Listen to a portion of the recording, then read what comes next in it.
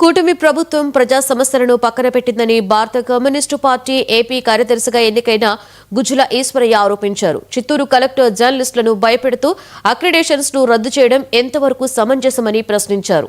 మోంతా తుఫాన్ కారణంగా రైతులకు పెద్ద ఎత్తున నష్టం వాటిల్లితే ఇంతవరకు నష్ట పరిహారం ప్రకటించలేదని ఈశ్వరయ్య ఆరోపించారు.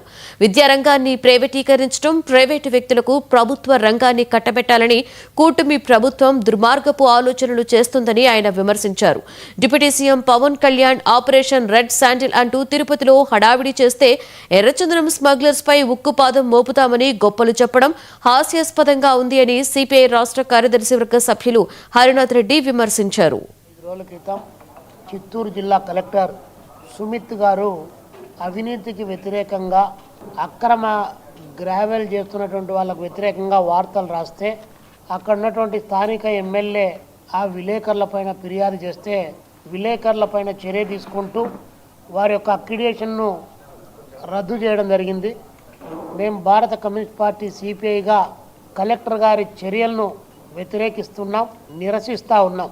కలెక్టర్ గారికి అక్రిడేషన్ రద్దు చేసేటువంటి అధికారం ఎవరిచ్చారని చెప్పి అడుగుతూ ఉన్నాం.